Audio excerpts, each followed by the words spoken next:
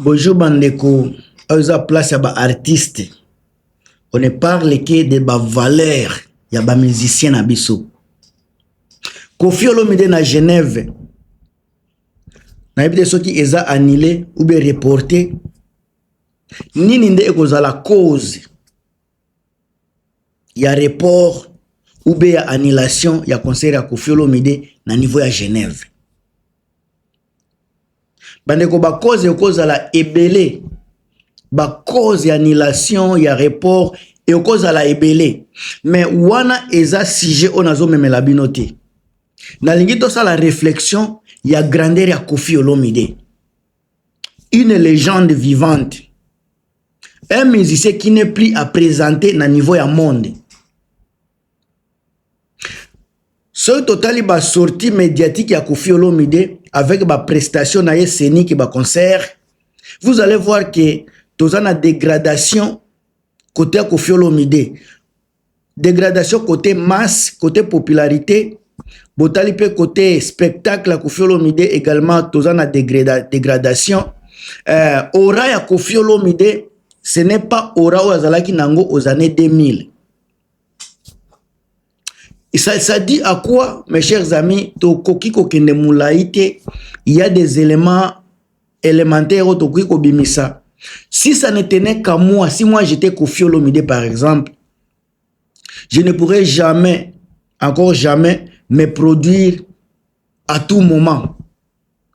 Si j'étais Kofi Olomide, je ne pourrais jamais faire des sorties médiatiques bidons, soit des sorties médiatiques purement communautaires. Je ne le ferai pas. Comme on compare Kofi Olomide à des légendes comme Salif Keita, comme des Alpha Blondy, des Youssou N'Dour, Myriam Makeba, Japas, il y en a beaucoup en Afrique. Kofi Olomide devrait se sentir dans la peau d'autres légendes.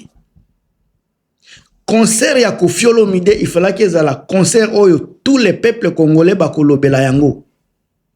Kofi Olomide serait la personne intouchable. Oyo mutota moko te ko porter ba critique négative.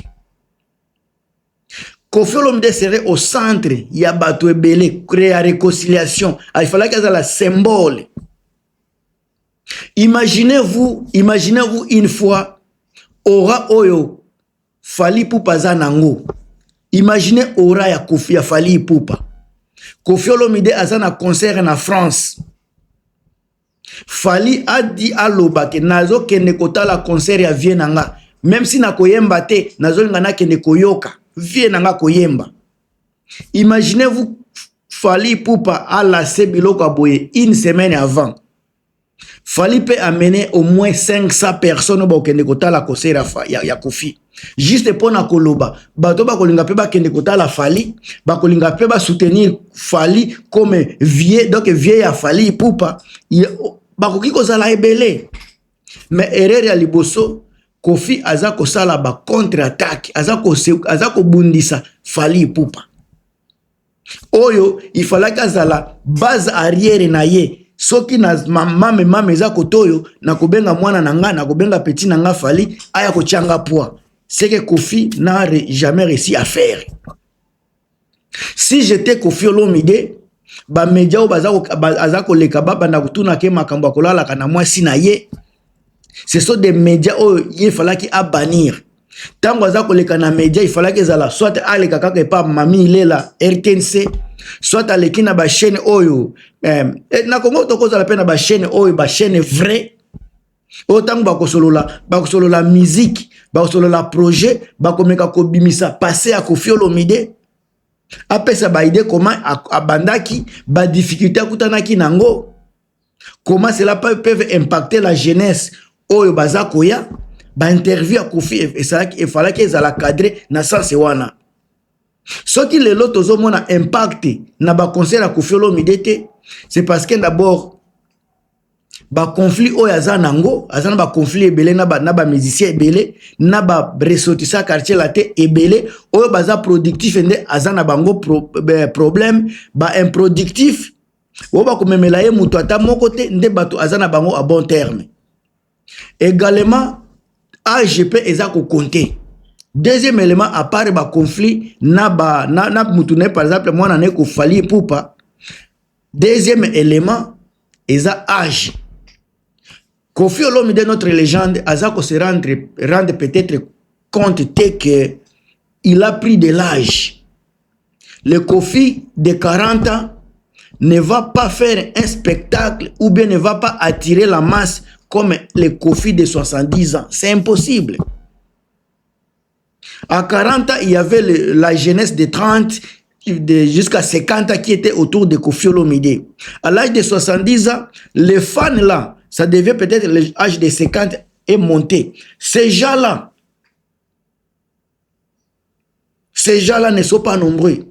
Les jeunes qui écoutent Kofi Olomide disent au spectacle qu'ils ne vont pas se retrouver dans le concert à Kofi. Ces gens-là, ils connaissent la musique de Kofi, mais auront la difficulté d'y aller. Sauf que, par exemple, Kofi a un concert, invité spécial Fali Poupa, Fali peut andimike Nakoya. Imaginez-vous, Bato Bakoya Kota la concert, par exemple, ceux qui font Konani Kofi Alobi dans un concert, n'a invité Suzuki. Entre Fali et Suzuki, qui va attirer le monde? Entre Fali na soki le bukabu nana le bukabu nante na nyoyo entre Fali nana nyoyo na par exemple Modogo Abaramboa qui va attirer qui? Donc le choix de Kofi Olomide c'est un choix qui n'est pas productif quand il s'agit d'inviter. Pendant que assis à aza afroana muto ya koki komemele batu akoki komemele même 10 personnes dans nombre oyo aza nango. Kofi ne regarde même pas tout ça. À part ndenge noti koloba, à part ba conflit eza âge. Âge on ne peut pas changer l'histoire. Kofi Olomide aza lisusu aza grand-père. Ceux qui par exemple Didi Stone abotaka déjà avant nde aza grand-père. Bana na pe ba yaya ya Didi Stone bazali. Donc bazana ba âge ba trentaine bazoki na ba 40 ans. Donc Kofi Olomide devrait être déjà grand-père. En état grand-père, donc il faut reconnaître que il faut attirer l'espace. Mais Kofi, il veut se comparer à tout le monde. En se comparant aux enfants, il devient également enfant. Donc il faut traiter le kola mwana muke. Mais ceux qui ont eu distance vis-à-vis na bana mike, bakope ça est respect yaki papa mukolo. La seule chose que Kofi faut à comprendre que il a pris de l'âge. Et ça n'a temps, il y a le temps pour toutes les choses. Chaque chose a son temps. Tant il y a Kofi, na minute il y a temps, il y a salaka ba interview nostalgique. Tant baza ko tout naie si la nostalgie naie. Imaginez-vous mutaza na plus de 40 ans de carrière. Il a azana makambo bela kolobela. So bandi kolobela kaka album par album. Alobela biso ndenge asala conception ya album ya Papa Please. Conception ya Papa Bonheur, conception ya V12, conception ce qui ya nini ya rive gauche, ba album ezebele ce qui peut te bandi kolobela yango.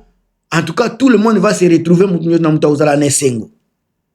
Mais pona kosala ba production lelo na kimonde ki lelo, je ne pense pas que Kofi Olomide azal sous na niveau wana. Ba production seni ki ya Kofi, il fallait que ezala ba production moko phénoménale.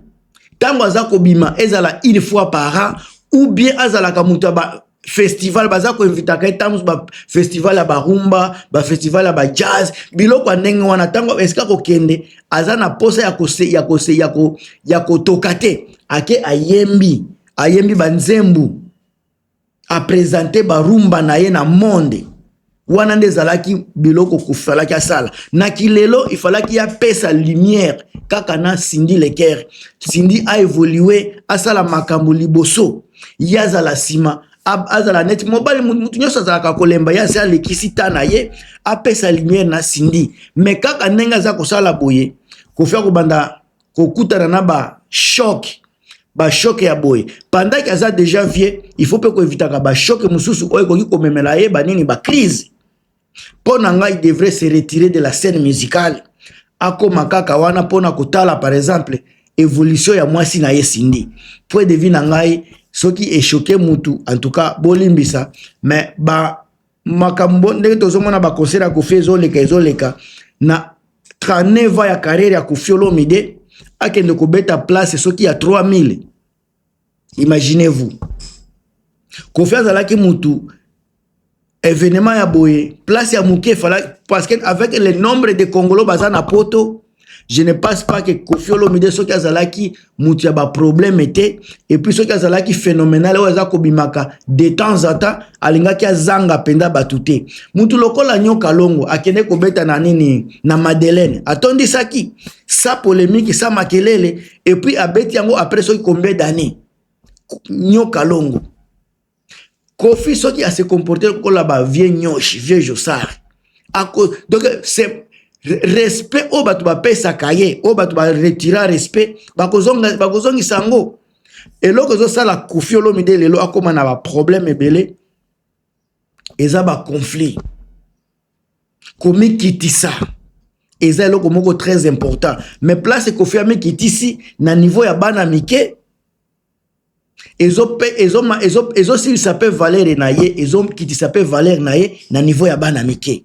soki alingi kokoma lokola soki ba gali ba gaz mawete bakopesa ye valeur ya ba gaz mawete mais soki alingi kozala komitia na place ya ba Youssou bakopesa paye valeur ya ba Youssou simple et que ça bande ko bo partager bo commenter bo pesa ba point de vue na bino na kati ya commentaire on est ensemble toujours na kati ya ba analyse kitoko. À plus.